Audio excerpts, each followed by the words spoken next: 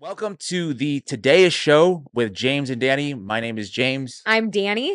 And today we have a very special guest. He is a podcaster, he is a political commentator, entrepreneur, all kinds of different things. Some say he is the great noticer. Some have been calling him that. We have Matt Kim in the studio with us today. How you doing, Matt? Not clap? Is that not No. I clapped. James didn't clap. I didn't. I was was just saying, I'm noticing. Wow. James didn't clap. Yes, so far. Okay. Clap. Yes. Okay. So, what are some of the things that you have been noticing recently? Just an open conversation here. Well, so I put up this video on Instagram talking about this new Trump kind of Gaza plan for post kind of the Gaza war. And they've published, it kind of leaked this blueprint of what they want to build, right? The hotels and the highways and the data centers and the Elon Musk manufacturing zone, whatever. It's all there. Elon Musk manufacturing zone. I mean, it's like a real document. This is Yeah. what they're circulating. Like, okay, what do we do to rebuild this? And hey, where are we gonna put the Trump Riviera and hotels? And it's got a nice waterfront view. Like, where are we putting this? Cool. So I put this video on Instagram in a short form, and I also put it on TikTok. On Instagram, it got like 1.7, maybe 2 million Yeah. views, something in that Yeah. range. Because it's interesting. Like, Yeah. wow, like this is actually they have a plan. And on TikTok, it's at like 30,000 views. It's like, huh, That's been happening to me that's as well. interesting. It's been happening to most of my videos recently. You saw the one I put up about Taylor Swift. It's not really about Taylor I told Swift. you that was your best work. Thank you. And it went viral on Instagram, but then nothing on. It had like maybe what is it, 40,000 or 50,000 views on TikTok. And I don't know. Maybe I think my account is under some kind of observation from the TikTok people. But so how do you feel? I know you're a big Trump guy, and you've been for a long time. But lately, you've been one of those people. I enjoy your work just because you're willing to call it out as it is. You're like, I don't think he's doing a lot of stuff that he said he was going to do. So, what's your assessment of him so far? Now we're what, 8 months in, 10 months in, 10 months in. I voted for Trump in 2016. I voted for him in 2020. I like the 2016 to 2020 version of Trump a lot. Same. So what do you think? Yeah, what is the biggest difference for you? Between the 2016 era and now 2025. I think the biggest problem with at least the persona of Trump is that you need people, especially if you're watching characters on TV, you kind of want to see an evolution, right? You want to see them change a little bit, adapt. But he's doing the same things and the same rhetoric and the same style that he was doing in 2016. I think people are just fatigued with it because you look for character development. Even world leaders, they're like, all right, Trump said he's going to do this in 2016, 2017, 2018, 2019. And then he's saying the same thing again. Like, well, I think we just wait him out at this point, because in the beginning, you're like, oh shit, this guy's crazy. Like, we don't know what he's going to do. So everyone's on edge. Okay, let's just comply with him because he may do something crazy. And now they're like, oh, he's probably not actually do something. You think that the back and forth with the tariffs really lost him a lot of, I guess, accountability or respectability from abroad? People were like, wow, this guy he says he's going to do something. He's not going to do something. Seems like a difficult person to. Yeah, I mean, when he announced the tariffs, it made it sound like he's going to do this and everyone's going to comply. But then all these countries, Taiwan, Korea, even China, they're like, we don't think we're going to do this. And they're like, no, you got to do it. And like, no, like, we don't. Yeah, we don't. Actually, this is not that great for our country. Because I was initially sort of on board with the idea of tariffs because they were very popular back in the days. Even Bernie Sanders, who, I was a big Bernie guy back in the days, he was saying almost the same things in 2015 when he was running for president. And so I'm like, hey, guys, are you guys hating on tariffs just because Trump proposed them? Because people on the left were saying it for many years. But then the way it was implemented seemed kind of sketchy. Yeah, I mean, they're trying to get really aggressive with them, which I get why. But And it you gotta also stay the takes course. You gotta stay the course. it takes like some negotiation. If it's a Yeah. trade war, you have to figure out how to win the war. You can't just Right. Yeah. like say you're gonna do all these big things, and if the other side says no, like we're not even gonna engage. We'll just wait this out. There's actually other buyers in the world now because it worked maybe back then because the US was doing all the buying. Mm, But the global economy has changed. And there are other players in the world that can pick up the slack and do some of the buying or do some of the trading. And you can't apply the same logic and system that worked 50 years ago or 80 years ago to what works today because, like Argentina is the best example of it, right? You had, oh, all the soybean, we're gonna we're gonna put all these tariffs on China, and they're not gonna be able to buy it, and we're gonna create a problem. And then China's like, oh, we're just not gonna buy from you. And then the United States is like, okay, like you guys, you're gonna have a hard time.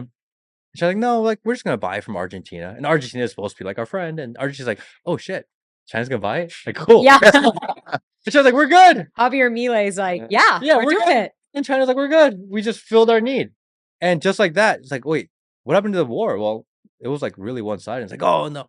Trump comes out, it's like, oh no, China's using this as a negotiation tactic. I'm like, That's the whole point.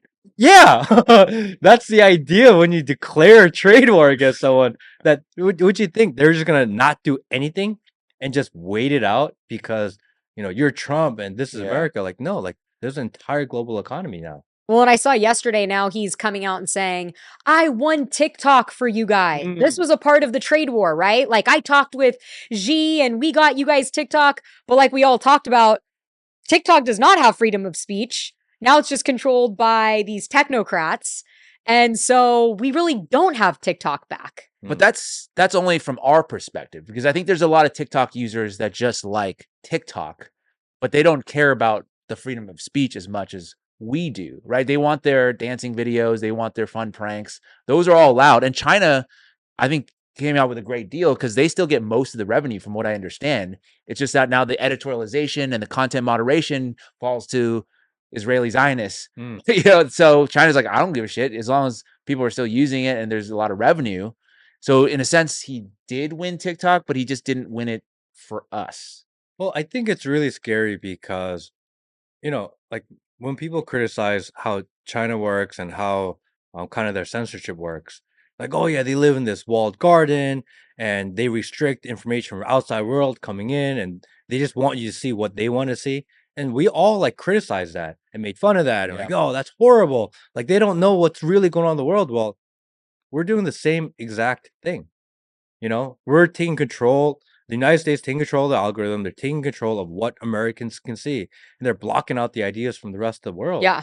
And how is that any different than the Great Firewall of China at this point? It's the not. same exact thing. And hasn't that really been happening since 2020 with the pandemic and, restricting speech? And isn't that just I'm just curious your opinion, because that's kind of when you got started in this, right? Is that a concern of yours, the restriction of freedom of speech around the world, what's going on in the UK and around the world and the social media apps and all of that? Yeah, I mean, I think freedom of speech is the one thing that America did well over other countries. There's no other country in the world where you can just literally say whatever you want. That's what separated America from everybody else. And specifically being critical of the government. Correct. That's like not only a right, it's like your duty as an American citizen to criticize the government, to criticize what they're doing, because that's what they listen to. That's what actually makes a difference. That's how you affect the public conversation. And, like I've spent a lot of time with different parts of Congress before, and they literally decide what Americans care about based on the conversation that's going online. They have like these metrics and these reports. Like, okay, this was trending. This is what we should at least pretend to care about. Yeah. But if that itself is being manufactured, then now they're not even thinking about what you care about because that's how they decide. So you need like this, like freedom of ideas, freedom of conversation, of exchange of ideas, because without it, even the leadership, they cannot know. And do they care? They probably don't care, but at least they can pretend to care. But now they're just Yeah, it seems like they're not really trying, and I don't appreciate that because the psyops are not very good, right? And now I just read recently something about how there were Chinese spies talking to Tyler Robinson in Discord. I'm like, guys, James, what? it's like so crazy because I'm like not a big Anna Luna Paulina fan at all. No. I think she is like, when you have to get a narrative out there, they've literally hired her to go out there and start pumping out the counter narrative. Right. Right? Because like she's literally a stripper. She'll do anything for money. And, and all of a sudden she's like, oh no, like the Tyler Robinson thing. Oh, it's not Israel. We swear it's China. We're like, what? Where the fuck did that come from?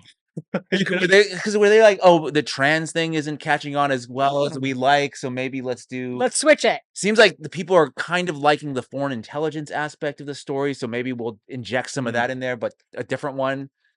It's because you would have to be an idiot to believe this was a lone gunman.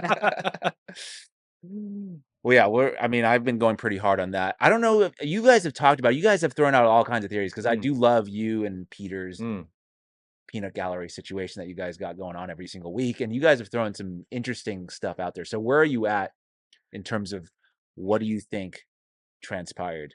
Well, for sure, the government is not telling us the truth. 100%. I think everyone can agree that at least minimum, the government is not telling us the truth about what happened. Then now you're okay. Were they covering up? Were they hiding? Because if they're not telling us the truth, then they're covering something up. Yeah. Right? I mean, logically, that's just the progression that you have to go through. Okay. They're not telling the truth. Were they covering up? Well, there's so many different options then. You can go in multiple directions. Maybe it was China.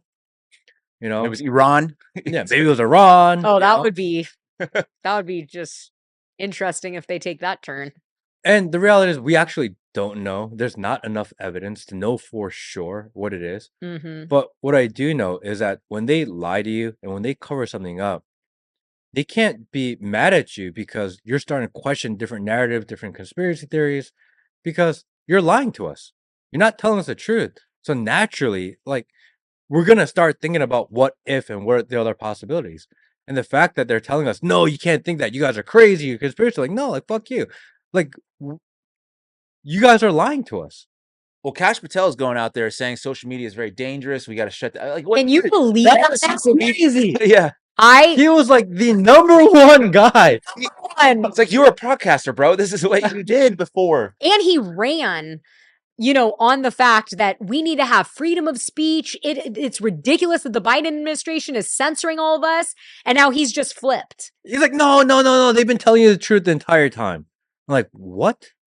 You gotta be kidding me. So what? Yeah, it's like insulting. Did he see something? Like, he got in there. They showed him some files. We were talking to Jimmy Dore, and he was like, here's what happens when you go into government. This is his bit. And he says, they show you a video of the JFK assassination that nobody's ever seen before. They play the video for you, and they just stop it, and they say, all right, do you have any questions?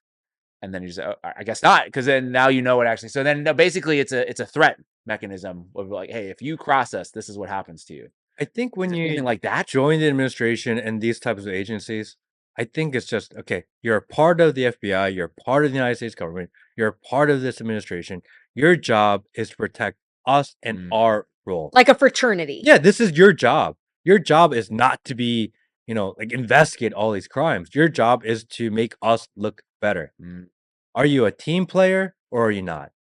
Whose side of this are you on? Because they may frame it as, we're trying to do the best that we can. And if you're going against us, then what are you really doing here? Get in line. Are you a company man or are you not?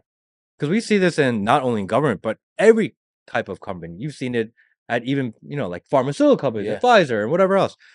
You may have your own ideas, but once you join an organization, your ideas are not your own ideas anymore. Now your words and your actions reflect the company and the organization that you represent and you work for. So they go in and, okay, this is a narrative. This is what we want people to be thinking. To be fighting, infighting will reflect really poorly on the administration, really stop what we're trying to do.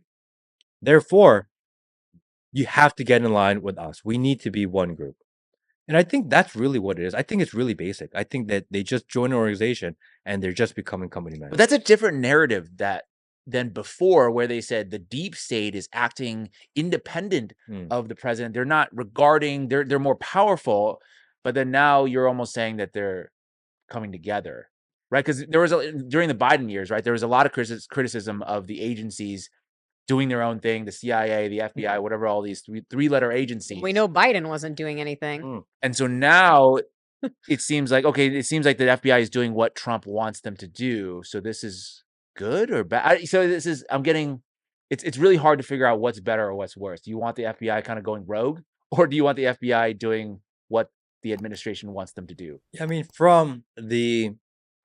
there's two sides to this, right? There is the administration and leadership side, and there's us and the normal ants and peons of society. Yeah. Right. And from the administration side, you want everyone to be in line with you because it's efficiency. He's a business guy. He wants everyone to be on company line. And if you're not, then you got to go. If you want to keep your job, we will shame you. We will publicly shame you. And everyone will call you a joke. You'll probably never get your podcast back. Or you fall in line. That's the ideal situation from the top. You don't want dissenters. From our point of view, we're like, I don't fucking care. I just want the truth. But there is a segment of society that says, like, no, actually, I don't care if they're lying to us because I want that side to win no matter what. Therefore, if they're lying to us, if they're gaslighting us, the ends justify the means. I am not an ends justify the means guy. But there are a lot of people, especially in business, especially in politics, that say, well, the ends do justify the means. So maybe we'll lie to you. Maybe we gaslight you. Maybe we steal from you, but there's a greater good. So just deal with it until we get there. So then what would be the greater good with the Charlie Kirk assassination? Now we're going to like Zionist territory because if you are an organization, because we all know that the Israeli Zionist kind of money, Texas oil money, the evangelical money, the Israel money, the Israel lobby money, that they funded Turning Point, right? That's not in question any longer. No. Everyone knows that to be true.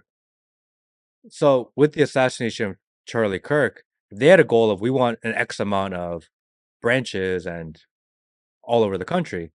They were able to 10x that number in one instant. Now they are in every country, every college campus. So if their goal is expansion and covering America as much as possible, like they've achieved it. With his assassination. Of course. Mm-hmm. I mean, I'm not saying that they did it because I don't know. It's almost like when an artist dies, their art becomes super valuable. Exactly. He's more valuable. Turning Point USA is now more valuable that he's gone. And it's weird because him as a person physically may have passed, but his like image and his words are still alive. So they still get the benefit of having him. You know, we talked about this before, but the idea that they are still tweeting with his account. Yeah, it's weird. It's crazy. It's so weird to me. They're using a dead man's account and pretending, not even pretending, but they're tweeting out as if he were still alive. Like it hasn't actually missed a beat. No. And it's like, wait a second. Was he ever actually tweeting himself? Well, I think Charlie, I don't know. I mean, you probably met him a couple times. I don't know if you have personal relations with him before, but to me, he seemed at least somewhat principled, that he believed in the values that he believed and he wanted to live by them as much as he could. And that's when now it's not just that Turning Point is bigger than it ever was. It's now that you don't have this person that is as principled, it seems. It seems like everybody in there at the moment seems like an operative and saying, hey, we're going to live by a value of just growing Turning Point without some of the other things that he once stood for, whether it be like religious values or freedom of speech. These kinds of things are now secondary to just let's amass as many chapters or branches as possible. Yeah, it went from, if Turning Point under Charlie Kirk had been a more mission focused business where he had a mission he wanted to accomplish, and he wanted to put it out there and it had some sort of conviction behind it. Now it's become this kind of soulless machine, you know, and they're using it, they're leveraging it. And I don't know if that's a good thing. You know, like we're going into this world and era of kind of taking soul and personality out of movements. And this is kind of the first real movement that is now running leaderless. It's just like this mechanism, organism, and everything is AI generated and everything is algorithm generated. And it went from something kind of really organic feeling, even though it was funded in a really odd way. It felt organic. Now it feels manufactured. Mm. And the fact that people are gravitating towards more, I think it's really indicative of where we're going in But is it gonna society. work? Yeah, I think it works. Does it do people, because I'm not as deep in that space, so I'm wondering if, like, the college students are going to be as excited about turning point events as they were before. Is the, I guess, astroturfing as effective as somebody who's seemingly real up there versus somebody, who they're just gonna throw out there now as the new Charlie Kirk? Well, I don't think the goal is to get people overly passionate or believing in something. They just need to move. And it'll be enough to move people, but not enough to make people actually believe and care enough. But they don't want people to have too much conviction. They want to remove conviction from you, but they Mm, want to be able to move you and mobilize you. So it does serve their purpose. And it's about mass interesting. numbers, not about individual, conviction and passion. So will people be as passionate? Probably not. But You don't need to be passion is almost a yeah, negative. but as sheer numbers, like they'll achieve their goal because it's a numbers game. Interesting. I do think that there was a backlash or something that backfired because of the Charlie Kirk assassination that whatever entity is behind this, they did not plan. We already knew that funding Israel and the US-Israel relations with under 30-year-olds was unpopular, but now so much information is coming out about that. And you see it on TikTok. You see all these college students, the Charlie Kirk fanboys saying, did you know that every single congressman and woman is funded by, and that is becoming a machine on its own. And now I'm in my 30s. I didn't really even question that for so many years. And my mom in her 50s is like, "Did you know this about Israel?" So, I feel like there's a shift going on right now that no matter how much money Israel puts into YouTube and TikTok and paying $7,000 to content creators, you can't stop now this movement. And that does have the passion behind it. And I think that's something that was unintended. Well, I think that's why they're putting out this interesting narrative with Trump over the last week. Like, well, we're gonna do this ultimatum, and then people leaked out this. Oh yeah, he told Netanyahu to fuck off, you know, and then he came back. Oh no, I never said that. But that headline made it out there, so it makes it seem like there's a little pushback. It makes it seem like they're actually listening, but then you take a step back. Well, no, actually, it didn't do anything. But they're combating that by putting that out there, So I think that's a part of it, that they're constantly trying to, like play with the narrative, try to win people in. And the saddest reality is that people care now, but give it 6 months. Mm. Mm. There's like something else to care about. So where do you They'll just shift yeah. you to something different. So, as a person who has quite a bit of influence, what do you see as your responsibility as far as the content that you put out there? Hmm. I don't. I don't really think about that, to be honest. Interesting. Because, like, do you just chase? Because I know you don't do this, but, like, a lot of people do. They're driven by what is working, like what Hmm. clicks, what engagement are you getting? Oh, I'm gonna do more of this story because I'm getting engagement here. Seems like maybe 6 months from now, people don't care about the Charlie Kirk thing as much, so I'm gonna stop talking about it. Does that play a factor in how you choose stories or what do you It wanna talk about in your podcast at all? it's literally what I'm thinking about at the moment that I Mm, decide to record something.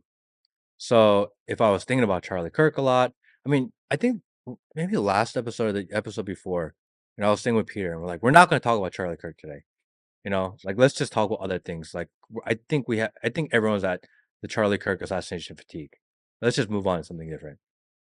And then we turn on the cameras and we're like, all right, let's just mention one thing. You know what I mean? This is the one thing because like, did you see? All of a sudden that becomes like 30 minutes. We're like, that means we we were still think not gonna do it, but I'm still thinking about it Right.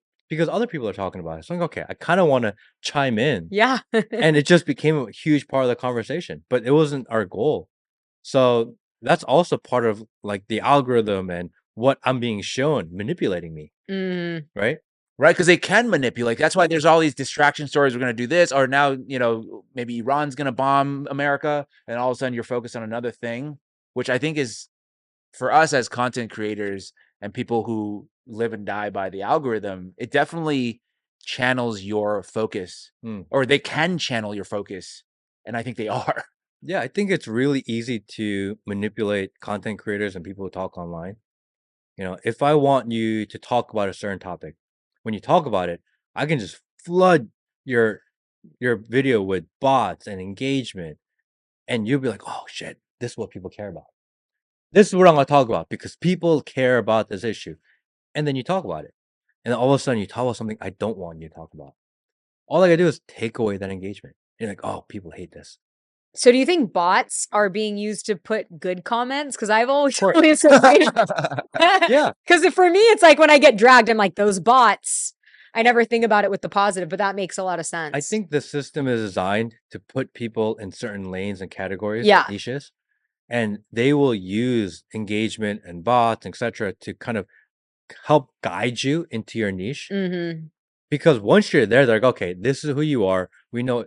I mean, from a business standpoint, this is what makes sense. Right. We know exactly what you're going to talk about. We know who your target audience is. We will reward you with giving you your target audience of people that like this type of content. But don't go out of it. It's not because we don't want you to talk about this issue anymore. It's because now you've messed up my spreadsheet.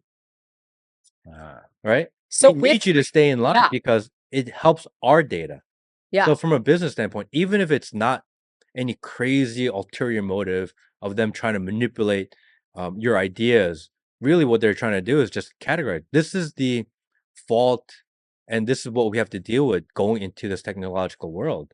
It's that maybe it's not even the fact that they don't want you talking about this. It's just that it's better for business if they know exactly what you're going to talk about. And Charlie Kirk was kind of coming out of his box. They don't like that. No. They want you to be one thing. If Mhm. you're a food blogger, don't you dare talk about anything outside of food. I wish they would have that same principle when it comes to Hollywood actors. Yeah. Just keep acting. I don't want to hear your political views. You know, but a lot of Hollywood actors, like they're actors and they put up something about their movie and it's got millions of views. Yeah. And they make a vlog or a video and then it's got like 10,000 views. They're like, well, you're really famous. Well, it's because True. you've gone out of your lane. You know, so even them, even the most famous of people, if they try to go outside of their lane, the algorithm naturally, you know. I mean, part of that I think punishes is the audience is I enjoy your movies, but I don't necessarily want to watch your vlog. Well, I don't think they get shown it because it's out of their world. Mm. Just because you have 10 million followers doesn't mean, doesn't mean everyone gets to see your stuff. People think, oh, I have a lot of followers, a lot of subscribers, therefore I should have this much reach. But that's not how it works. No. You know, the algorithm says, okay, this is what you talk about. This is what the topic of the video is. Your this much percentage of your audience likes this content. This is who we're going to show it to you. And if it does well within that subset, then maybe we'll decide if we'll give you a little more reach. And if it does in a wider group, then we will give you more reach. And if you do better, then we'll give you more reach. And this is really difficult because this is the game, you know? It is a game. The system does not reward people who have flexibility, who are willing to change their mind, who are willing to question outside of what the predetermined narrative is. Because from a business algorithmic tech standpoint, that's really annoying. So it's almost my responsibility, my duty to screw up with the algorithm because to Well- put out videos that people wouldn't expect me to put out. But then the algorithm will be like, oh, you're being too crazy. Yeah. You're not staying in your lane, so we're not going to show you more people. Mm. And then you as a content creator be like, oh well, like what's the point of doing this when no one's listening? And they're screwing me. And then you go back to what works. Mhm. And they're like, oh, finally, he's back. Now we can give him the content. We can give him the engagement again. So wow, that's kind of profound. Then you almost have to build an ecosystem outside of algorithmic, Yeah. ideally Ideally, boards, right? but we all have this. There's something in technology called the 2-click problem. Okay. Convincing someone to click twice. It's the hardest thing to do. They will sit there and watch an episode for an hour, but to get someone to physically click something 2 times, it's like impossible. The chance of the 2-click is like less than 1%. So when you say the 2-click, like they click to watch you, but what's the second click? Yeah, to go somewhere else. Like, hey, go follow me here instead. Oh, I see. Yeah, like if you're on TikTok and you're like, hey, Yeah. I have an Instagram, go follow my Instagram. Yes. It's impossible to get Yeah. people to convert over. They have an Instagram. Right. They just don't want to click twice. You have to capture them in a different way on that You platform. have to like trigger them in a way Yeah. because to click twice, it's very difficult. It's like, oh, there's a link here, link in the bio, or link this, or click this. Dude, people don't. So click then it. that's gives a lot of power to somebody like Nick Fuentes, who has been banned from all major social media platforms for the most part. And so he was able to build his audience outside of this algorithmic model and just say, hey, you guys are watching me for me. So whatever I want to talk about, you guys will watch it. And so I feel like that's why he's gotten so, popular, and he's such a consistent voice, is that he can just choose whatever he wants to talk about because He's authentic. he's not controlled by the algorithm, because the algorithm, they never gave it to him. They never gave it to him, but okay. He's on Rumble now. I like him. He's on Rumble now. And when he streams, everyone says, oh, look how many people are watching him stream. It makes you want to stream more. So if you're a Rumble, what do? You give him more viewers. So you think the Rumble views are not real? Yeah. For sure. I was talking to you about that, and you said it. You were sending me the Nick, you're like, how many people? I was like, I don't know if those are real. He took his show off after the Charlie Kirk assassination. And, they didn't get along. So that was like kind of a really big thing for him to do. And then he said, hey, I think we all need to take a day. And so when he came back, his numbers were astronomical. I felt they were real. James did not. I think it's a combination of both. Yeah. I think there are real interested people, but sure, there's some people, and they're just not nobody. But yeah, it's not nobody. It's not all fake. Yeah. But if you're a Rumble or you're a technology or you're a social media platform, and you know that there's going to be an event where you can have the opportunity to capture new users, and the easiest way to capture new users is make it seem like your platform is a place to be right now. You don't let Nick Fuentes go up with 50,000 people. It doesn't grab a headline. Right. But if it's 100,000 people and you juice it with another few 100,000, all of a sudden it was like, oh, look how many people went. And now that narrative, it's propaganda. That narrative is what drives more people. So if you're Rumble, that's the move to make, actually. For them to not do it would be crazy. Right. Because they're investing in these people. They're investing in their creators to bring them to their platform. Then you want it to look like they moved to your platform because they moved to your platform. Well, that differentiates Rumble, right? Because YouTube won't do it, Instagram won't do it, X won't do it. So Rumble has Nick Fuentes. Yeah, they have Nick Fuentes, and look how many people are watching him. Yeah. Rumble is a place to be. Yeah. From a business standpoint, it makes a ton of sense. Totally. But it's not that real. Interesting. Yeah, I think with the Rumble, I think you still need to have non-political content. That's what makes a platform. That's why TikTok was so powerful, and that's why I would say the Zionists really wanted it to control it, is because you get the normal content, and all of a sudden you slide in something that's, babies getting blown up in Gaza, and they're like, what the hell just happened here?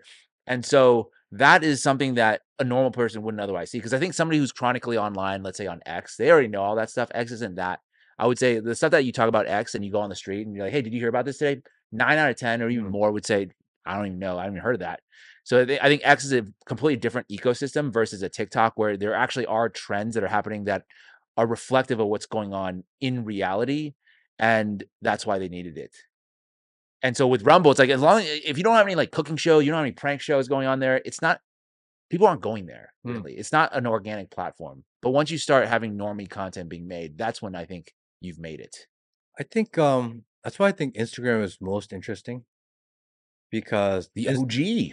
Yeah, well, Instagram is the one platform you go where you mix like your political content with the content that you actually care about in real life.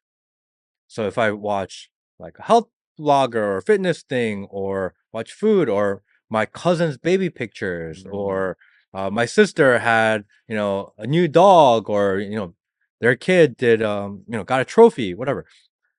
You get to mix all of that in one place. And that makes you relate to the content more, because that's where you get your real content mixed with your other content. But on TikTok, you only get the stuff that you think you're interested in at that time, because you've noticed how fast your TikTok algorithm can change. Yeah. If you're watching one type of content and somehow you shift to another, you don't see that previous content anymore. Yeah. That's like completely out of your algorithm. You only see the new stuff. And then they kind of move you into another one and another one, So Instagram kind of is the one where if you follow someone, you have more highly likely chance of seeing them. On X, if you go through your X feed, I mean, think of how many people are on X. You only see content from the like 30 people, That's right? You don't have to follow them. But once you start seeing certain people and you start looking at it or reading it, you just see those same people over and over again because they just put people into these categories and boxes. So you don't Yeah. really expand out of it. Although what I don't like about X is the number of, I think, accounts that I don't really know who you are Hmm. other than when you post. Like, is this dude like a real dude, or are you, some guy in Pakistan or Malaysia? Like, are you a journalist? Are you just engagement farming? It seems like it's hard to tell because it's more or less text based, or people post videos, but there's very few people who do like monologues on X. Yeah, and then you So have I don't know kind if they're of written. the larger media companies that run maybe 15 or 20 different large X accounts, and they all kind of say the similar thing, but you don't know they're the same company. So you see it 5 times, you're like, oh, this is true. I saw it 5 times, but you don't realize that it was the same company and same person that was giving it to you 5 times. And Hmm. it's really hard to decide then like what's real, what's not.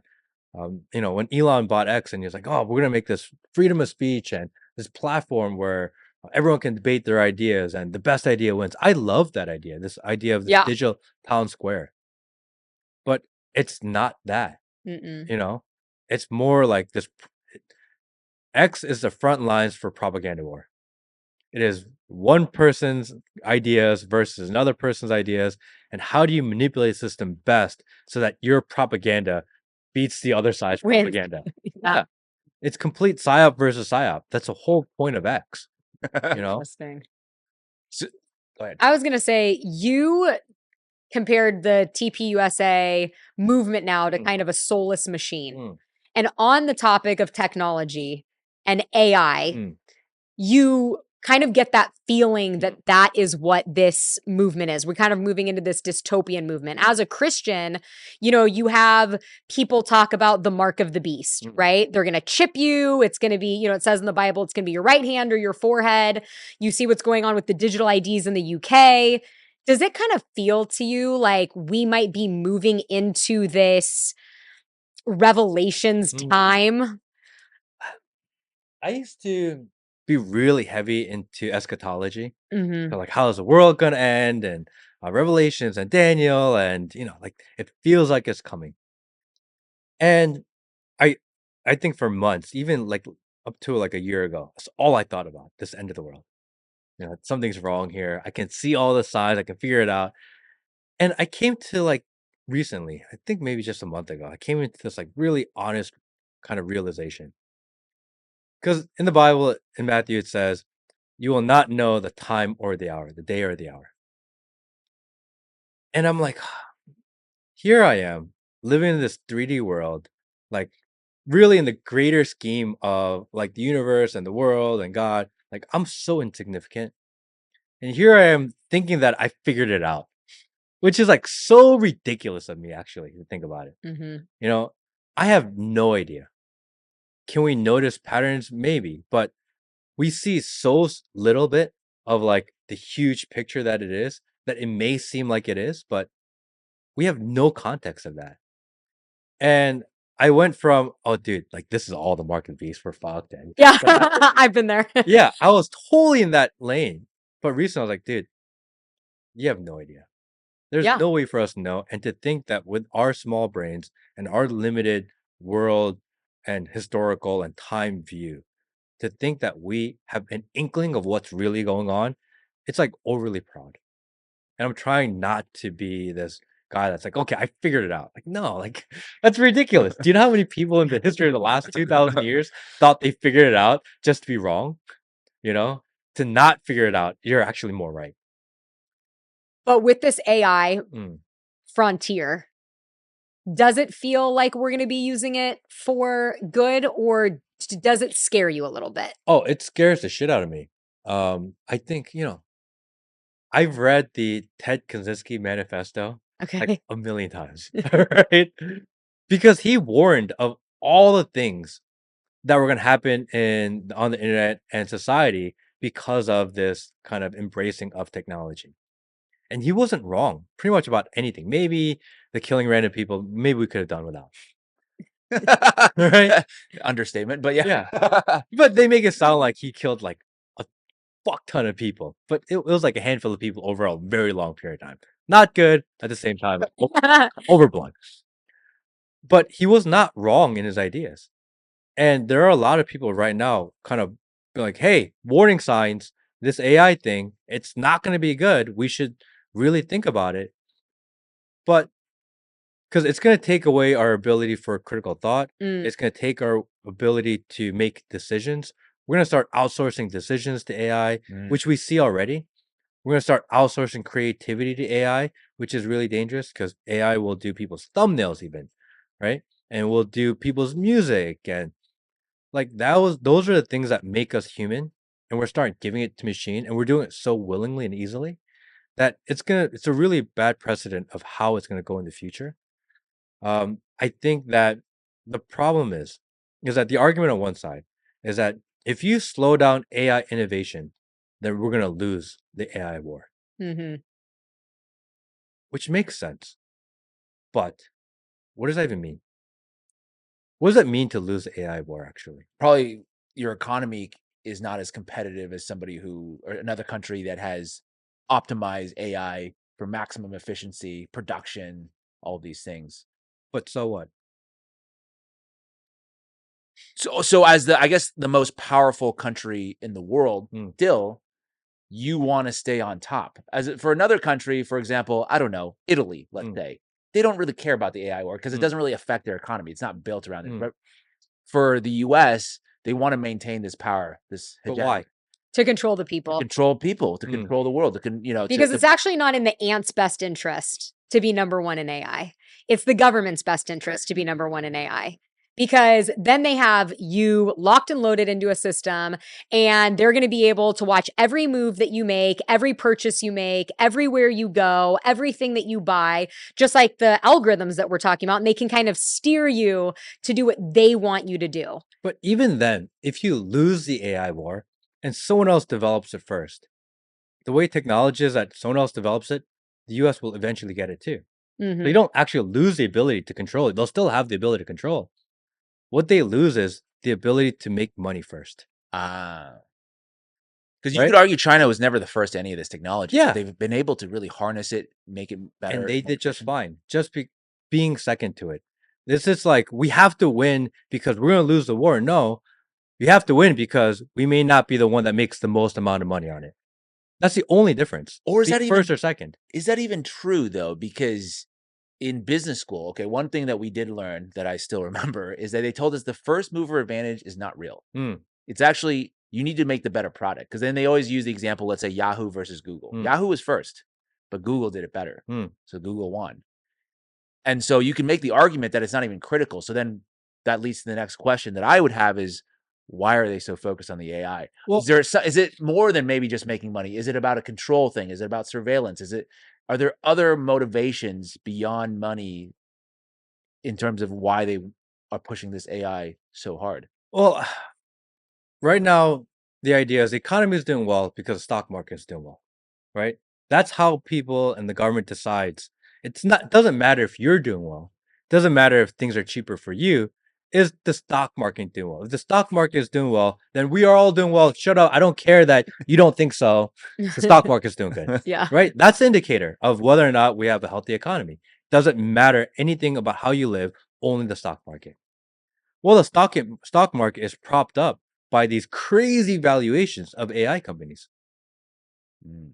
If AI and US AI doesn't get there first, then you don't justify the really ridiculously high valuations of all these companies, and the stock market goes down. Then all of a sudden, you can't say the economy is doing well Mm. because if you develop a certain AI technology in other country and not here, the government's just going to take it or buy it or copy it, just like China does.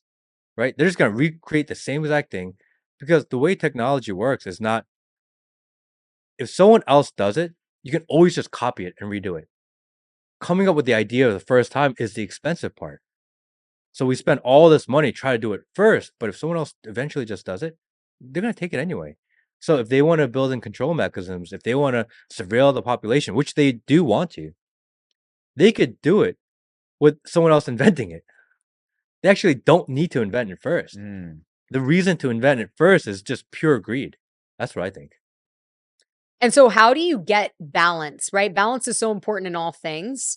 And we grew up in the last generation where like I was playing, football, flag football on the streets after school. We weren't going inside scrolling on our iPads. So I feel like raising children in this new time is going to be very challenging because of course you want them to be the best at the time, at the technology and the time that, but then you also kind of want to like move them out to a farm and teach them how to milk a cow, Mm. right? Because it's like you don't want to lose that human experience. So what do you think the balance, how do you strike that balance? Well, for me at least, my daughter's 3 years old.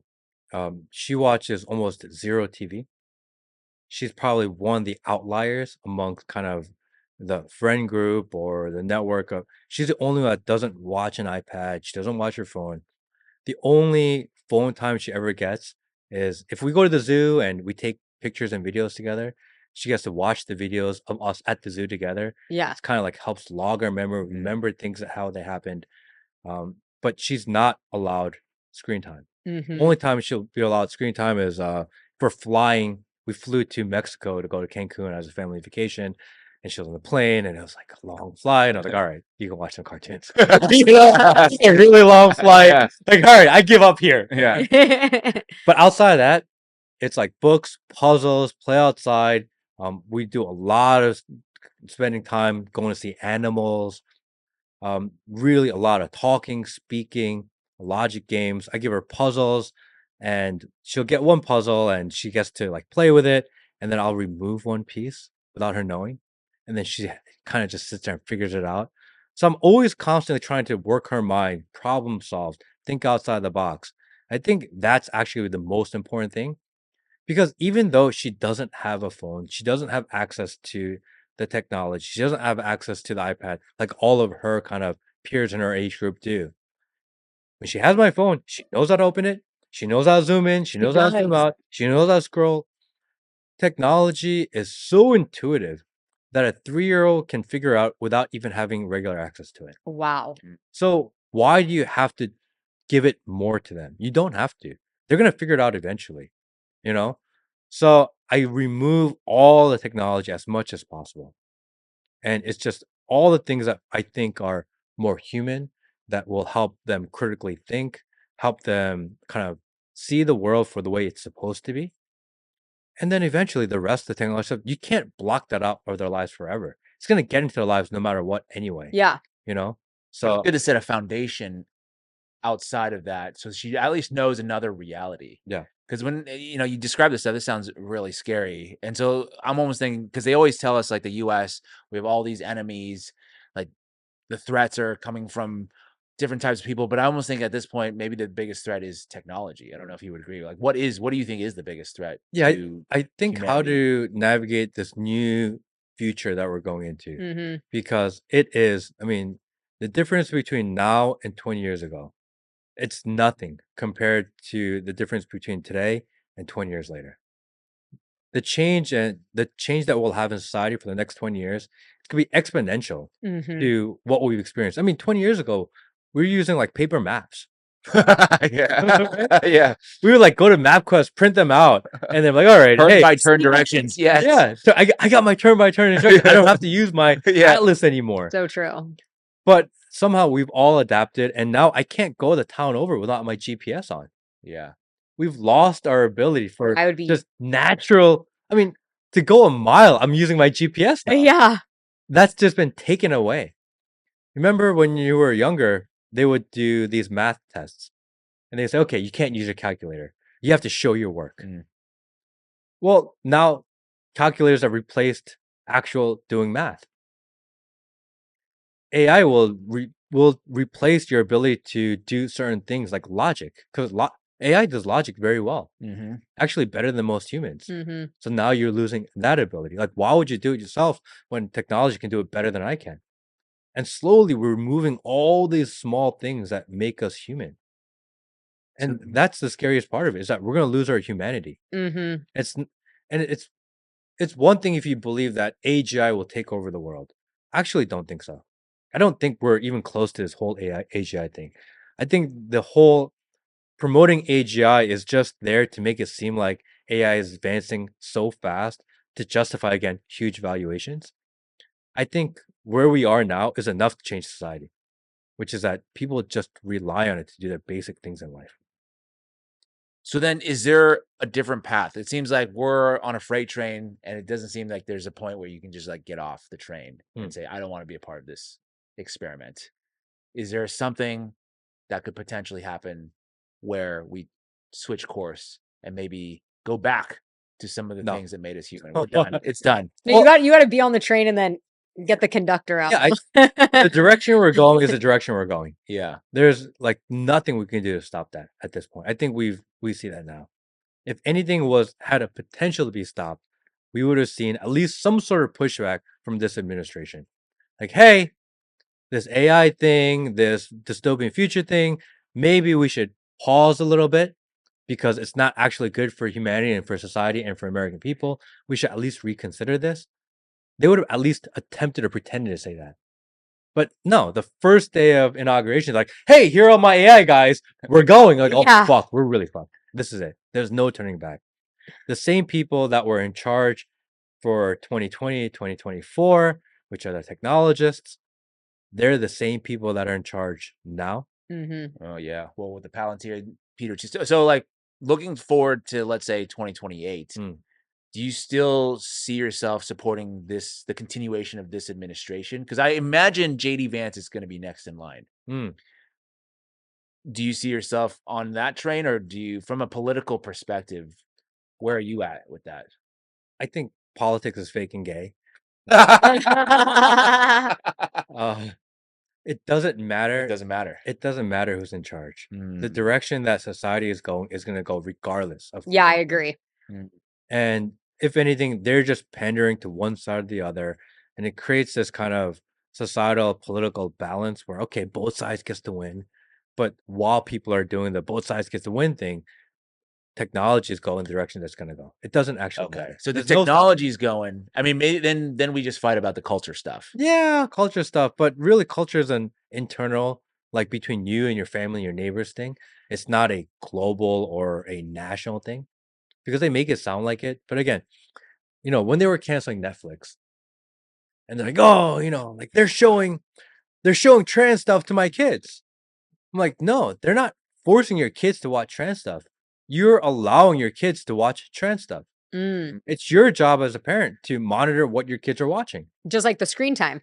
Yeah, it's your job. It's not the government's job. It's not the platform's job. They're going to put out whatever people are going to watch. They're a business. Right, because nobody watches it. They're not going to do that. They're just not going to do it. You are allowing your kids to watch it because they're your kids. You have full control of what they're doing. And you're allowing your kids to watch it. So don't blame Netflix. Don't blame the government. That's such a cop-out for shit parenting. Be a good parent. Like there's no way in hell I would just, even if my daughter was 5 or 6 or 7, like, here's my iPad, here's Netflix, have fun. Yeah. Like that's crazy in this day and age. You have to know exactly what they're watching. If you really want to be proactive, you need to watch what they're about to watch before they watch it. You need a pre-screen. So then how do you navigate school? Because you can't go in and sit in the classroom before your daughter does. Yes. And so there's a lot of people that feel that public schools are indoctrinating their kids and, they have no control over it. In California, it's a really big issue because they're saying now, even with vaccines, that they could send somebody in to the classroom and vaccinate your kids without your consent.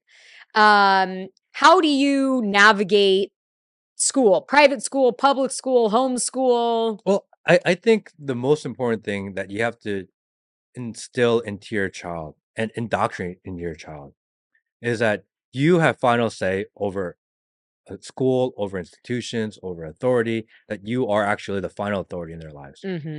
Like nothing else matters. What I say is the way, and hopefully I'm right.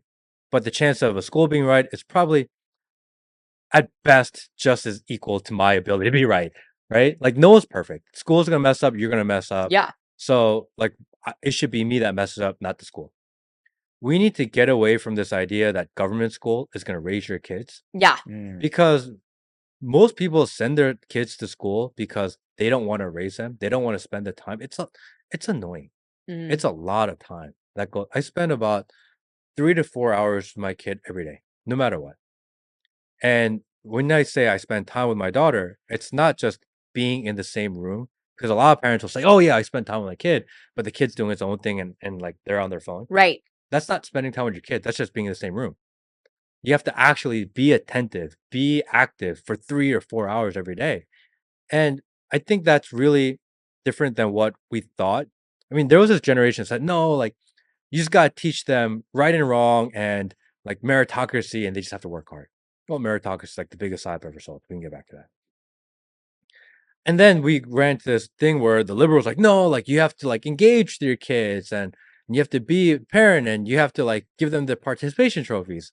And that's not right either, Yeah. No. right? The actual answer is that you have to do a little bit of both. Is that you have to tell them right and wrong. You have to teach them to work hard, but you can't just tell them you got to do it. You have to show them, because kids mimic. That's how they learn. You can tell them a million things all you want. This is what you're supposed to, what you're supposed to. But if you yourself don't do it, then the kids are never going to do it. They're like, well, yeah, but you don't do it. So you have to live that way. But at the same time, you have to be attentive with your time. So if you're a father and I don't have, you know, 4 hours a day to spend with my kid, well, you have an hour too, because I know you watch Netflix. I know you watch football. I Right. know You watch always baseball make game. time, right? I know you go to the bar. Being a parent is selfless sacrifice. Meaning that if it means you have to like, no, but I'm really stressed out and I need to like release my stress. Well, that's what your family is for. Spend time with your kid, and I think a lot of people, we have so many things that we can go to that may seem more fun, and we choose to do those things. But the reality is, if you get to know your kid and you spend time, like it's the most fun. You just have to develop that relationship and you have to teach them. And it's not just a matter of, like, how do I make sure that they're entertained, or how do I make sure that I'm occupying their time? It's like, no, like, if you don't do it, no one else will. Mhm. The government school that you're trusting, they're gonna fuck your kid over. These institutions that you're trusting, they don't have your kid's best interest in mind. Actually, no one has your best kid's interest in mind. So if you're not the one that does it, like you're screwed.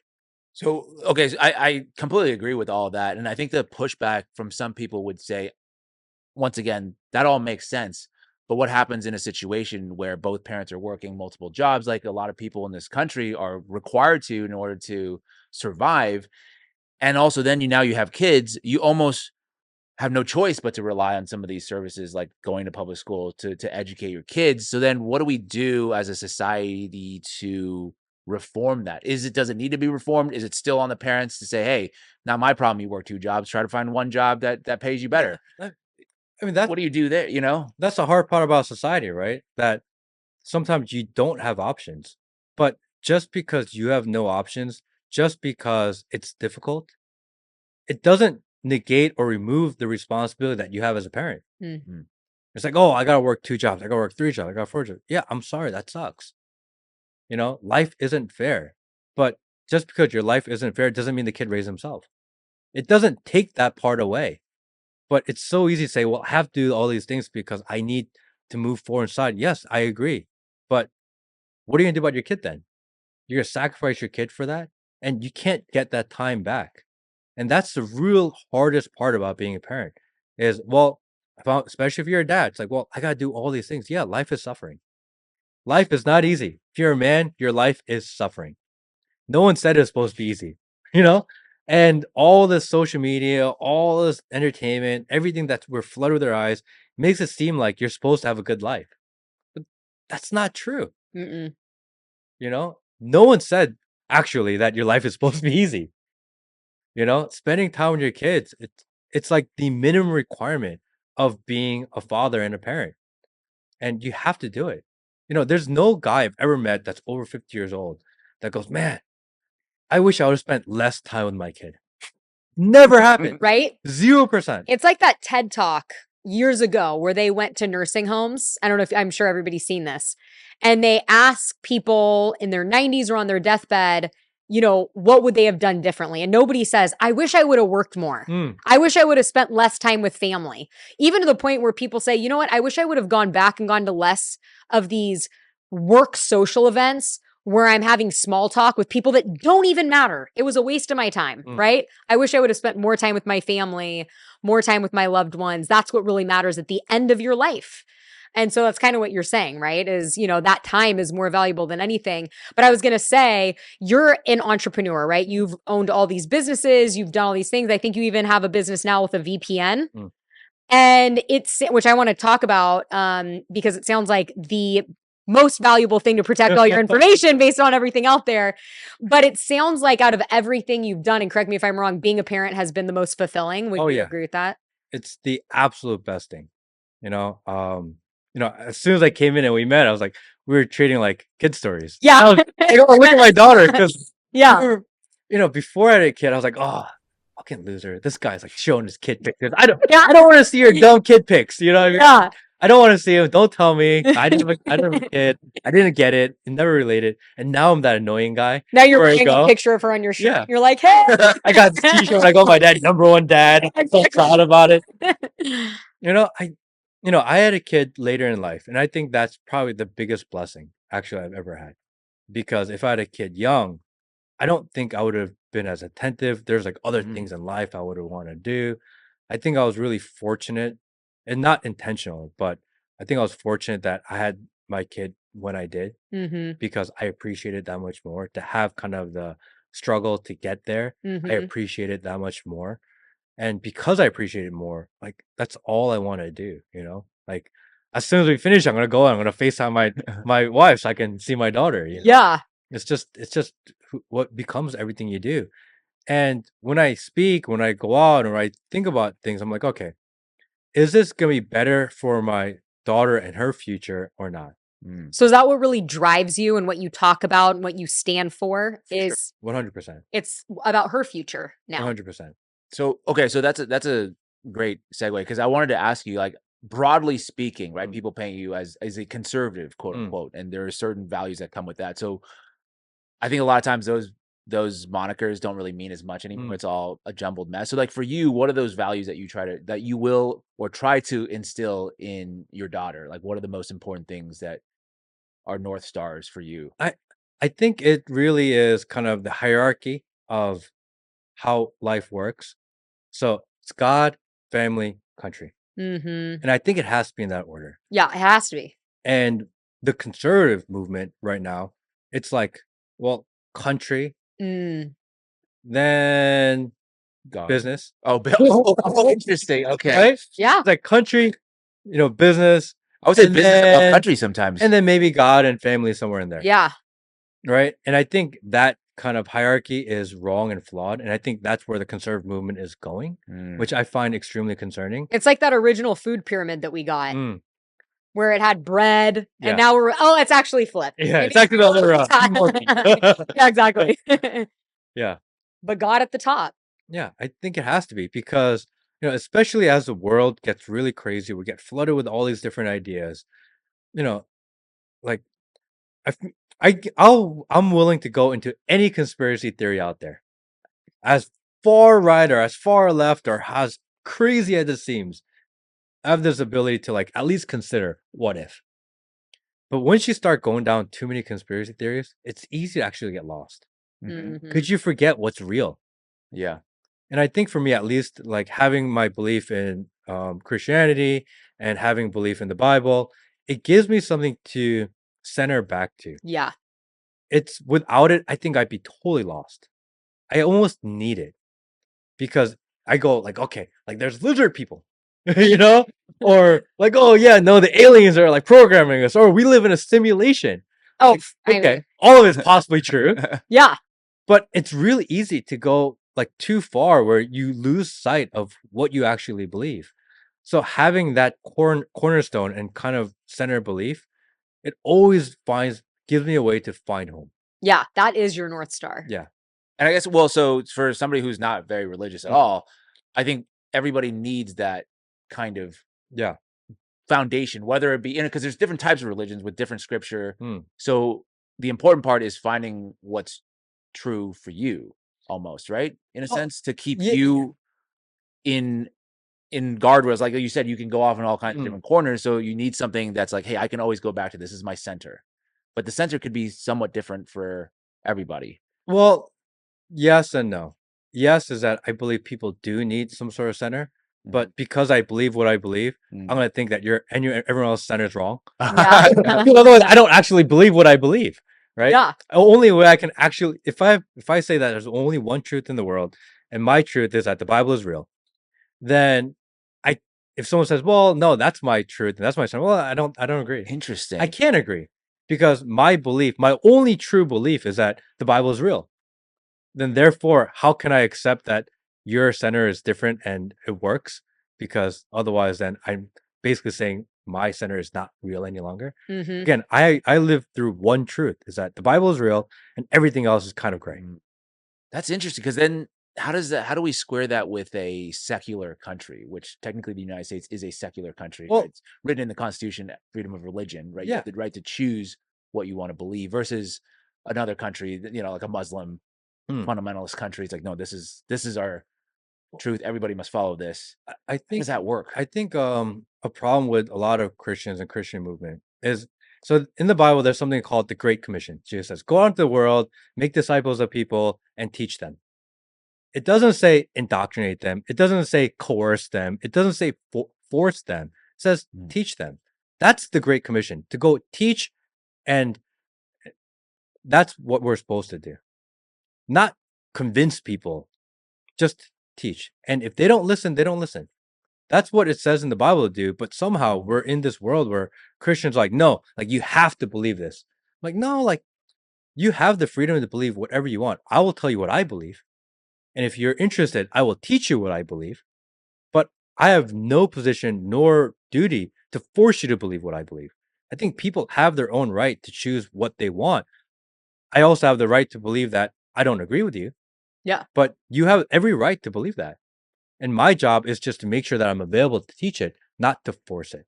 And I think that's maybe the separation, that you get into certain religions or certain religious groups where they're like, almost like, oh, if you don't believe what we say, then you're bad. Well, we were never taught to actually do that. That's not our jobs or our role or our calling. Yeah. Wow, that's interesting. I mean, you should almost be at the forefront of the Christian movement, The new because Charlie Kirk, right, listen in. because to your point, right? That's something that has always been kind of associated with Christianity, is this kind of coercion that if you don't believe in this, you're a bad person, or Well, even what- by what force, if right? There are many wars fought over this kind of thing. Which I adamantly disagree with. Well, yeah, because in the Bible it says only God should judge. Yeah. So it's not our responsibility to judge anybody. That's God's rule. Yeah. God's law. I judge no people like you. I could not agree. I could think what you live and your lifestyle is absolutely degenerate, and I don't want to do it. Yeah. But that's your decision. That's your free will. You can do as you please, and God will judge you. There's no reason for me to judge you. God will judge you. Yeah, there's no reason for me to judge you, but sometimes I'm like, oh, I don't know what you're doing. Judging is also very different. Hey, bro, you really need to wear that dress? Bitch, that doesn't look good now. But I think you should have a freedom. I mean, maybe this is me, hot take, but I think you should have the freedom to judge, because that's you processing information and say, hey, how do I feel about something? How do I feel about you wearing this? How do I feel about you taking this action? But then there's another step to go, I forbid you from doing this. I think that's maybe a step too far. Yeah, I think even the word judge it's a little interesting. For me to have an opinion on something and like not agree, it's different than like being overly judgmental of something. I may not agree, and we're all sinners. We all do it. Yeah. I'll be with my wife, my daughter, maybe we're at some mall and we see like a trans couple walking around. I'm like, Yeah. And my wife would be like, hey, like turn our daughter's head. Like, I don't want her to see that. Yeah. And we're kind of being judgmental. Yeah. But did you not even know that's a trans person? I don't know. Yeah, right. Well, if they do a good job, you're not supposed to be able to know. I don't want to expose them to it. And let's be real, the ones that are out there, it's obvious. Because are you talking about cross dressers or actual like, you know? The ones in Georgia, at least, maybe What's in the ones in What is- LA, what's like going fit on? in better, Yeah. and maybe the women are like more effeminate.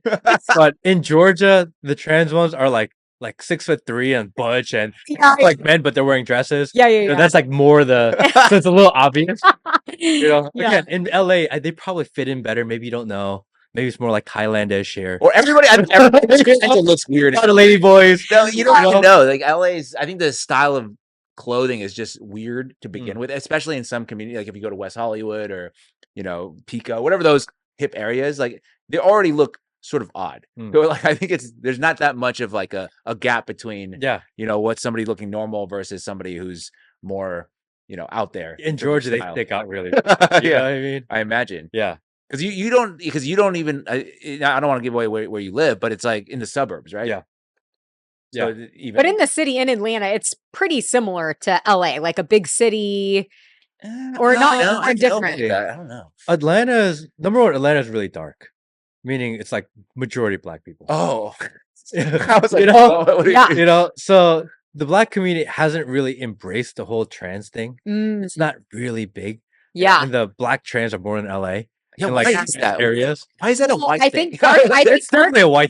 Why is it It's a white definitely a thing? white. I think also because of Christianity, Mm. right? The black community are typically Christians, Yeah. and so they are definitely like your pyramid: Yeah. God, Mm. family, Yeah. country. Yeah. And I agree. so, or work, if you replace one of the two. So, Or is it a socioeconomic thing where you have all your finances figured out? You're like kind of bored. You're like, okay, what else is out there? I don't know. I If think you're it's- working in a factory, you're not going, I think the consuming trans. the same stuff. I think the trans movement is really indicative of kind of this attention, clicks, and views economy we live in. Because especially for white people, there's so many white people in the country, and so many people want to be famous online or be noticed, and everyone kind of blends the same. And people say Asian people look the same. To me, like all white people look the same. And like all kind of merges into one. They feel that too. So how do you stand out? And then you start getting a little crazy, and you dye your hair blue not because you're overly crazy, but because you want to be noticed. Because that's really at the heart of most people. They just want to feel seen. They want to feel heard. it's interesting because it used to be rare to see tattoos Mm. or blue hair or whatever. Now I was thinking about this the other day.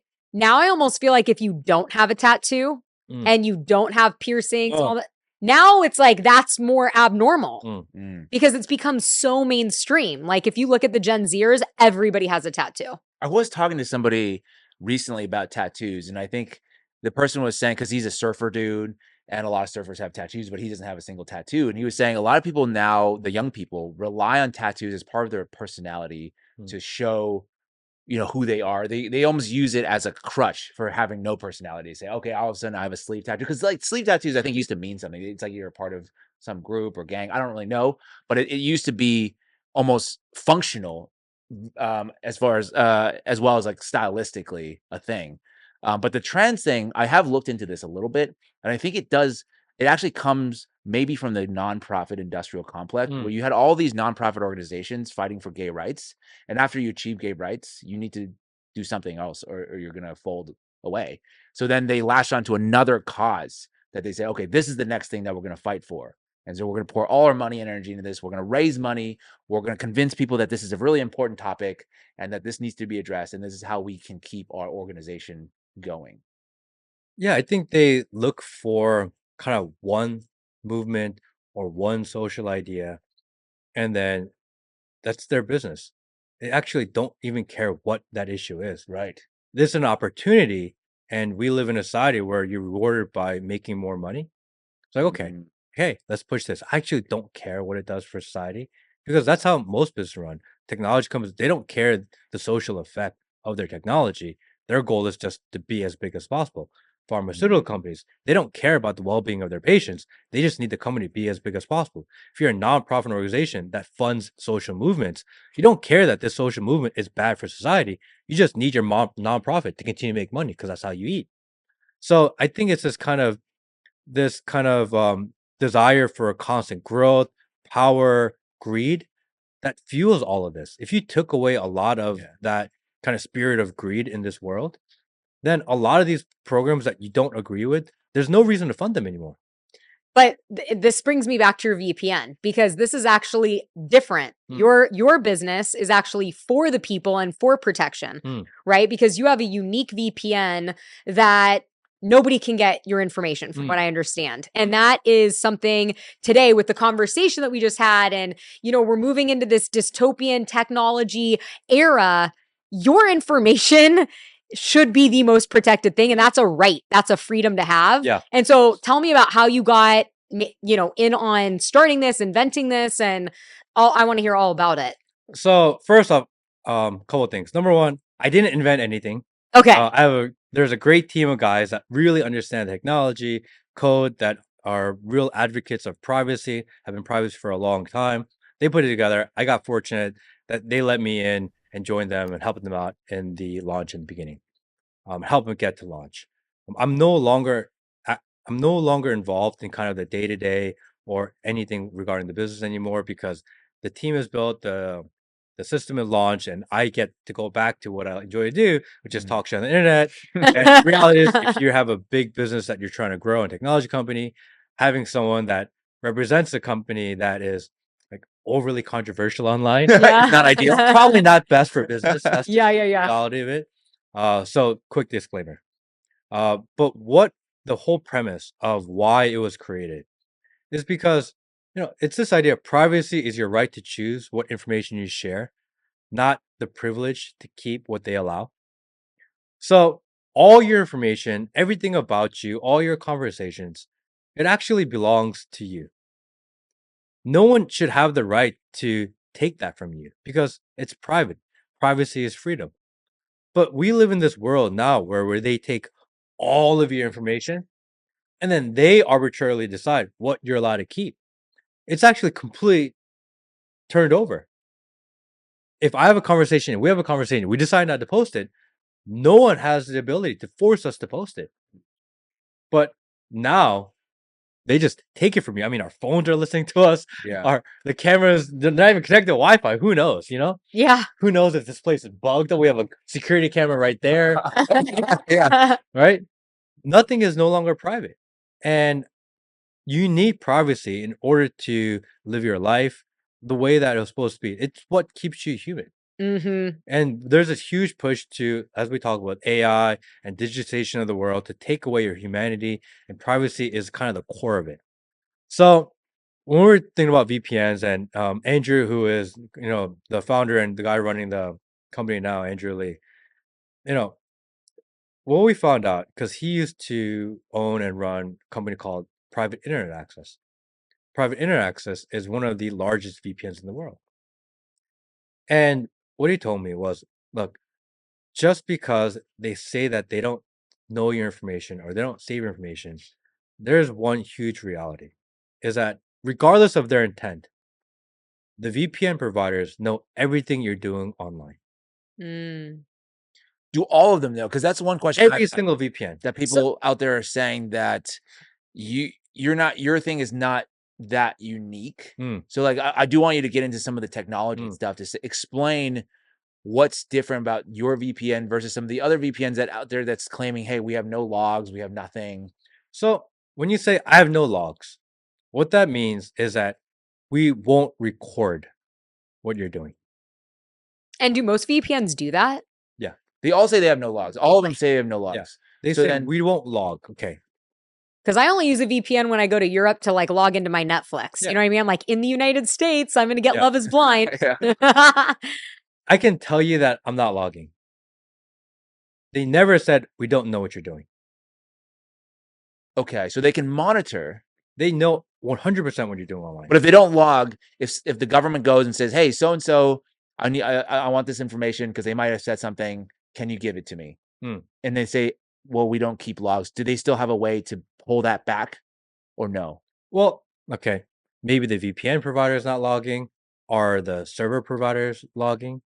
Is the government already logging preemptively? Is there a gag order in place so that they can log, but they tell you they're not logging because they officially, per law, cannot tell you because of the gag order?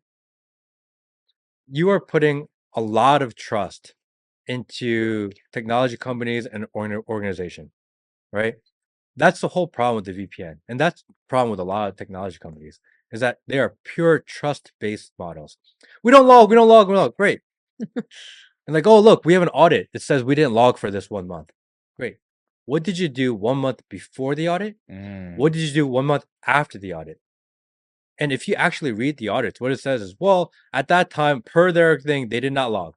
Also, who is the governing body of auditors? There is none, right? They just self-proclaim that they they'll hire some company Okay. that says they log, they checked, but then they'll spot check like 2 or 3 servers. But if you have 10,000 servers or 5,000 servers, they check every single server. They check every single system. Yeah, no, definitely not. So from a It's completely trust-based. You have to trust them. So from a person who doesn't understand all the technology behind it, what you're saying is the way they've built it, there's just a way if they wanted to pull it up. Correct. If they wanted to. Any given time, any given day. And there's no other VPNs out there just with the same ethos that you guys have saying, hey, we don't even. There are companies that have tried to solve this problem. Yeah. I just don't think they solve the problem. Okay. Because if you say we don't log, great. Okay, we worked in another company and we're splitting the architecture and we're going to check the user information and that company is going to check your traffic and therefore this is safe. Well, no, because now instead of subpoenaing one company, I just got subpoena 2 and I still have all your information. So yes, did you try to solve the problem? Sure. But did you actually solve it? When I'm the big government and all I got to do is subpoena both of you? Like, no, you actually didn't solve anything. You just gave them a little bit more paperwork. Interesting. And so your VPN does solve this problem. Yes. So what it does is runs through what you call these trusted execution environments. So it splits the architecture, meaning that the traffic, your identity, and where you're going is split. It goes through kind of what you call a trust execution environment. Intel makes it, AMD makes this, and basically they're created so that no one from the outside can see what's actually going in the box. Because it's split. Well, it's split and you can't see inside. That's what it's created for. It's created for like really highly confidential and secure key signatures. Banks use them, healthcare use them. It's so that if you want to keep certain connections ultimately private, that's what you do. What we figured out how to do is how to route internet traffic through those execution spaces. So we don't know if you're online and there's 10 different websites that were online, we can't connect you to a website. So if the government says, well, we want to know what's going on, well, we don't know. Like, what did James Lee do? We have no, it's impossible. You definitely need to get this. I have it already. It is what's going on. And in that, we obfuscate by putting in like fake dummy packets. So it changed the time. Okay, so what you're saying is, let's say my identity's in there. So he's like, hey, he could have looked at 1,000 of these websites. We don't really know where he is. We don't know. And he's like, okay, well, maybe you can pattern recognition it because this guy, when this guy's online, there's 1,000 websites go on. Okay. But how do we know that you're on this server and this server and this server and this server and this server? I say, well, they can compromise someone. Maybe. But then now I have to guess like where you're going to log in from, what your IP address is going to be. I have to figure that out. And then I have to figure out which server that you choose to go on is the server that you go on to. Like there's a lot of things that have to happen. It's a really big operation in order to capture one person specifically. And the reality of the world is that if an agency or a bad actor wants to target you specifically, there are so many ways to do it. Meaning a VPN isn't like this full comprehensive shield. It's not the save all for all of your internet privacy. But what it does is the first layer of protection. Everybody should have it. Everyone should have a VPN. And it's the first layer. What's the name of your VPN? vp.net. We can go to vp.net/5149. But it's the first layer of protection for your internet privacy. So for me, I don't use a VPN unless I'm traveling. I should. You should. Everybody should definitely use it when you travel. If you go into any public Wi-Fi, to go on public Wi-Fi without a VPN is like absolutely crazy. Why? Explain to me, just as like a... Because all it takes is someone, say you're at the Hyatt and you're in your room and you're like, oh, I want to get online. And it says Hyatt 1. I'm like, okay, I'm going to get on that one. You have no idea if that's the Hyatt network or not. I can be the room. Oh, I see what you're saying. I can be in the room next door, And I just named, and somebody just I named just it create a Hyatt. fake network. I'm going to collect everyone's data, and I'm going to name it Hyatt One. And so Mhm. when you log on to that Hyatt One, if there was a bad actor in the room next to me, they could get all of my information that's on my computer. At minimum, they can see what you're doing, where you're going online. Mm. If I am a bad actor and I want to figure out information about you, if I want to target you, like your internet browser history is probably the most private thing a person has. Sure. Because if it's your TikTok feed, it's algorithmic driven and you don't really choose what you watch. But when you search on the internet, I kind of know everything about you. And what you're thinking, right? Because Yeah. it's like, yeah, What are you thinking? Where are you going to go on vacation? Where are you going to eat? How many people in your party? What business are you thinking about? Are you having business problems? Are you having relationship problems? I can figure out almost your entire life by knowing what you browse on the internet. Yeah. Wait, so okay, so then my question is, has the government like I know you're not that big yet, but as you grow, right? I suspect that the governments are not going to like this service of yours. Let's say now you have a significant market share. Do you think about that down the line? Yeah, I mean, it definitely a concern, which is why we've went out and we've published the source code for what happens in the enclave. So it's published. Every time you log in, you're given your enclave code and your hash. So basically, what it is if you're a programmer, you're familiar with computers, you can go to the GitHub. You can create the entire code. You can remake it, and then you can compare the hash from what you create to what we publish and what we publish as the hash, meaning that you will know for sure at any given time that the server you are connecting is running the code that we say it's running. So you can at least at minimum verify, which is why it's VPN, verify privacy. You can verify your privacy in real time. And what we did was that's intentional, because if the government ever forces us to backdoor and change the code even a little bit, everyone will know. And the client is set up, which is open source too. You can check out the client. The client is set up so that if there's any change or alteration in the code of the enclave, then the client won't actually connect to it. So we had to build all these mechanisms in ahead of time because again, because the government can force you to make a change and not tell anyone they put you on the gag order. But this is kind of a safety where now everybody would know. Exactly. Everyone would know, no one would connect, and it just all burns down together. So that's actually the risk in it, is that if the government forces to change it, then no one can get online. People are really mad because our system is down. Yeah. But the reality is that we did the right thing because we built all these safety mechanisms in place, not to protect you only from bad actors on the internet, but from different organizations all over the world as well. Right. Yeah, Let's we say you can't change become it. corrupt one day and say, I'm going to now use this data to my You don't have to trust us because that's why we publish it all. Because people can change, things can change. The whole idea is to create a system where you don't have to trust anybody. So, as a serial entrepreneur, you like to solve problems.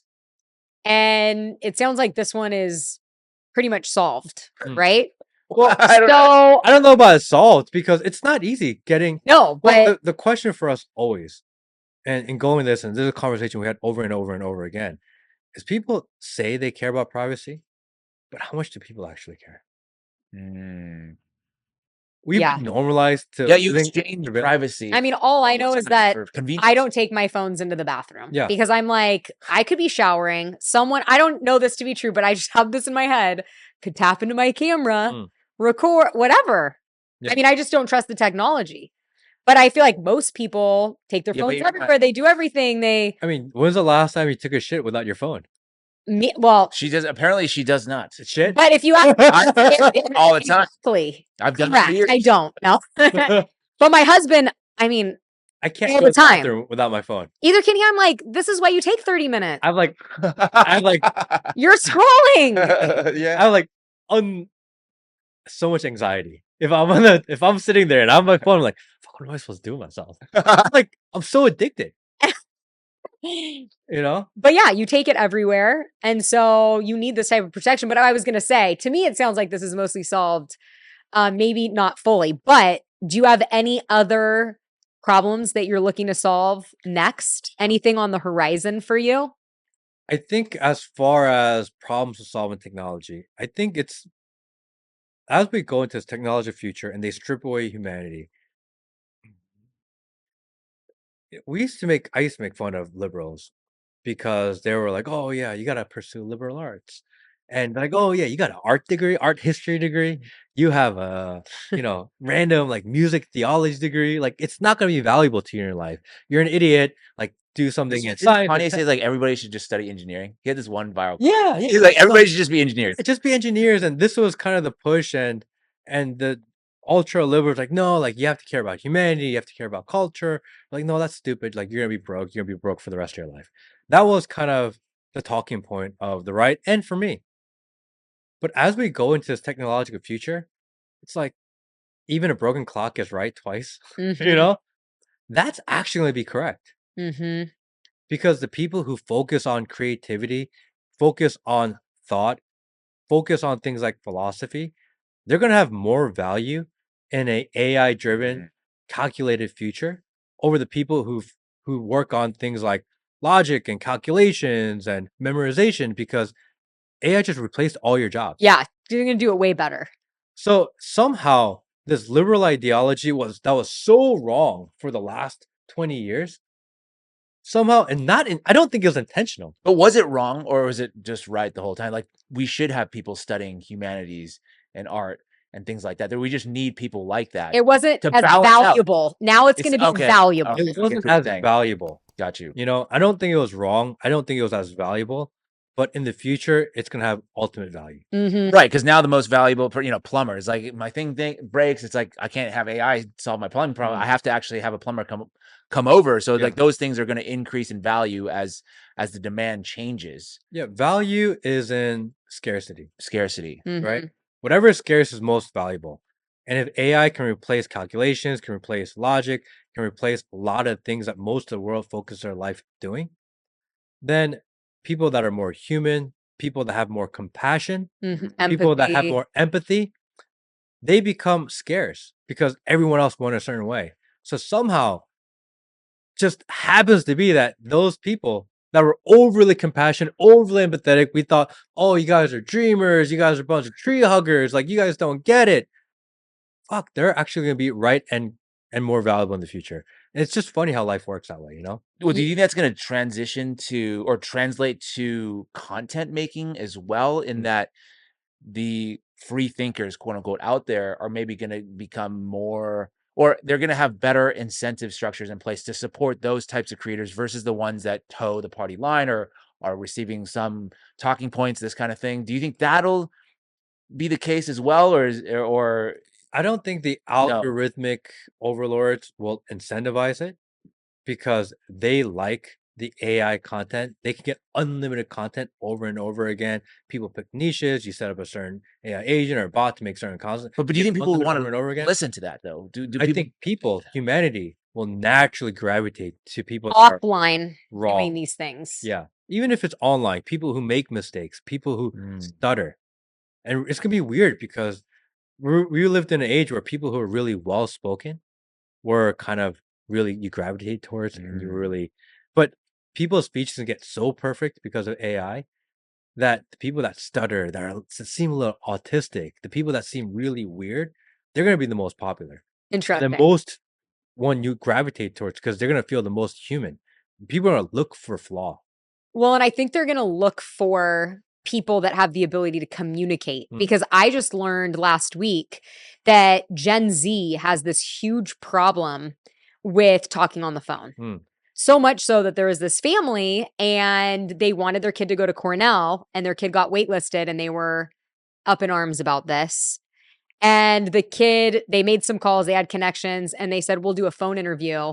And the kid has such a phobia of talking on the phones, he said, "Cornell wasn't meant to be." No, and I was like, "What the" because I grew up where, you'd be on the phone under the pillow on a three-way call in some grade. All I did was talk on the phone. And so I think communication is gonna be one of those things too, especially the Gen Zers. Maybe it'll switch back in, like, your daughter's era where now you're kind of correcting this, where you're like, less screen time. But, yeah, I think people are probably gonna get offline or be on and wanna interact with people that know how to communicate. It seems like that might start to be a lost So very trait. optimistic. I like the direction. You know, sometimes I feel like I'm super black pill. yeah, that's what I was gonna say. You're typically pretty black pill, but this Yeah. is kind of an optimistic take in that you're seeing maybe incentive structures that are gonna align to promote more humanity type of behavior. I think, we talk about the pendulum I was swing, just gonna say, yeah. right? And we always frame it in this left versus right pendulum swing, but that's actually not true. Mhm. Because Mm-mm. left and right is not real, you know. It's more of a societal humanity type of pendulum swing.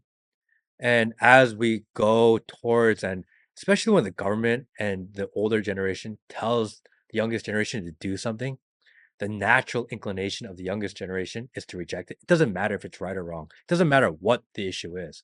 Whatever they say you're supposed to do, they're gonna just do the opposite. Damn, libraries are gonna be lit. People are gonna be getting off Libraries are ChatGPT. I love I libraries. love libraries But I'm too. just saying, maybe that will be the pendulum swings back. Everybody needs to use ChatGPT, this and that. Then you realize, oh wait, they're limiting information. I notice that all the time when I do my research. Maybe it'll cause people to go back to books, Yeah, I mean, I which would be think you see it amazing. in the trend for kids to go to wired headphones. Like they don't want to use the wireless headphones anymore. They use wired headphones. Well, that's because of the The radiation. but they don't know that. Yeah. I think You it's know? uncool. Like I think it's more of a cool factor, Yeah, right? because every time you watch TV, the old guy on TV's got his AirPods on. He's like, dude, that's fucking gay. Right? I'm gonna wear the wired. Yeah. So the younger generation is going to wired. There's this trend of younger generation going to parties where everyone locks their phone in a box. Really? I love that. And then you have to go to the party, but you're not allowed to have your phone. Maybe they'll bring back the wind-up cameras. That is coming. I So was that's talking popular too. Yes, I was talking about that on our live stream a Mm. couple weeks ago. Yeah, I was on a trip to Europe and I was hanging out with the Gen Zers at the surf house thing. And there were multiple, it was not just one person, it was like 3 or 4 people with literally either disposable cameras or the old school cameras, that you put film in, but not like a high quality, Nikon or Panasonic that professionals use. It's like a shitty camera from 20, 30 years ago that was like off the rack. It was like $20 or something like that. And they just rather have that and they take a photo and they're not going to see it until they're done with their trip. But they're like in the moment, they're talking, they're connecting, enjoying company versus trying to take the best photo possible, which I think we grew up in an age where Instagram was like the foremost app and people wanted the best looking photo. It was like, you're doing it for the gram. Like that was the thing that was huge, right? You go to a place not to enjoy the actual place, but to find the best photo op. So I'm happy that it's going back the other direction. So we might be in for a nice I'd be happy about renaissance, it. you could say. I think so. I like that idea. Yeah. Yeah, because again, the youngest generation, it's funny because we talk about the pendulum swing and we think that it's the older generation, people in charge that swing that pendulum, but it's not true. It's always the youngest It's generation, always the youngest. Yeah. and we always discredit them. But I feel like we discredit the youngest generation because we want to make it feel like as the older generation, you're right. Yeah. Of course you do. So yeah, to sort of wind down the conversation today, I wanted to ask you, so then in the future, what are you prioritizing in terms of your professional endeavors, right? Like what kind of content are you hoping to make? Because I know for you, right, you were kind of I would say at one point a conservative darling. I think they liked having an Asian in the group, right? It was Yeah. nice for them. Token. Yeah, right. And you kind of rebuffed that. You rejected a lot of those offers to be in that cool kids club, right? So tell me a little bit about like that transition and then what you're looking to do going forward. Well, again, I think the future isn't people who just seem honest and genuine and relatable. That's gonna be the future. People that are willing to be wrong. Because again, as technology tries to make everything seem so perfect, your human inclination will go opposite because we are not technology creatures. We're actually humans. So I think being in that way is the future. I think that's the best way to do. I think live content will be the future because there's nowhere to hide. People Mhm. want to see your flaws. And live shows, Live shows. all Live of that shows. kind of stuff. Yeah. I think in-person events are gonna grow because people are gonna want a reason to go out. So I'm really focusing more on that way, which is just put shit ideas out there, and it's fine. It's okay that you're wrong. There's this idea that if you put something on the internet, you can't be wrong, but the information that we have and the data set we have to pull from is flawed. So it's impossible to be correct all the time or at a high percentage because we are constantly filled with flawed data. But I think if you practice critical thinking, you think for yourself, at least you're exercising your brain, because I don't want to fall into this Borg of oneness. I think that's weird and crazy. Yeah, is that why you rejected to be a part of that club? Like, why did you ultimately decide, yeah, that's not for me? Well, it's no, Because they all say the same things, like to your point. yeah, it's all propaganda. There's propagandists. That's really what it is. They're a part of the propaganda machine. I don't think they're actually adding any value to society. They're just trying to capture your attention in this attention economy to have you think about what the establishment wants you to think about. And I'm very anti that. I don't care if it's something I agree with or I disagree with, actually. It's both sides. If you're trying to force people to believe a certain way and push your narrative, especially when you're knowingly lying to us, I don't care if I agree with your take. I'm still against it. Mm-hmm.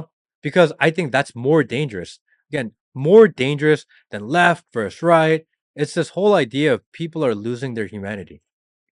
And I think that's the most important. That's what we actually have to be fighting for. So I want to always make sure that I'm standing on team humanity. For sure. Team humanity. That's what I always say.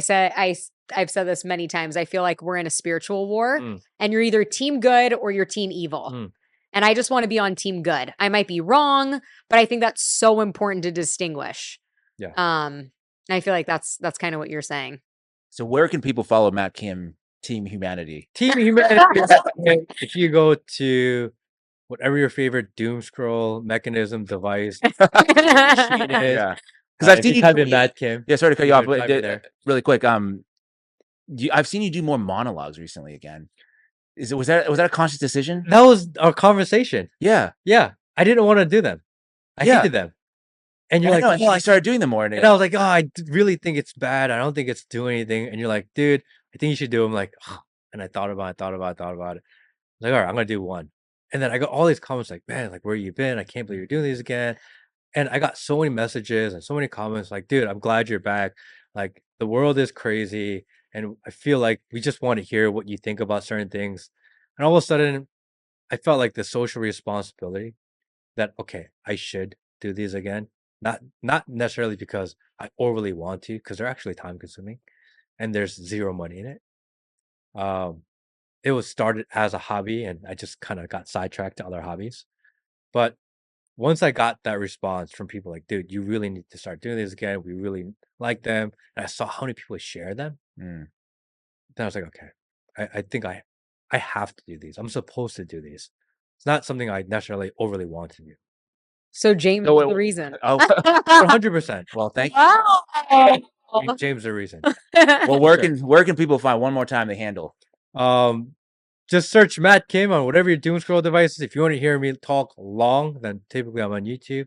If you want to see the short form content, then X, TikTok, or Instagram, type in Matt Kim. You should find me. Wow. Well, I know that for sure. I appreciate Matt Kim's voice. He's one of the because I'm so busy all the time with the production of my content. I don't actually have a lot of time to consume content sometimes. But I know, Matt, your podcast is in that regular rotation of the 2 to 3 podcasts I listen to every week. I always love tuning in to see what you guys get up to, because you guys, you're unfiltered. So like, I want to hear what Matt. And you're not bought and paid for, which is so refreshing. And I'm just so grateful you spent time with us. You're such an amazing person, entrepreneur, content creator, and dad, most importantly. So thank you for sharing all of your wisdom with us today. It was awesome. Guys, I appreciate it. Thanks, Matt. Appreciate you, man.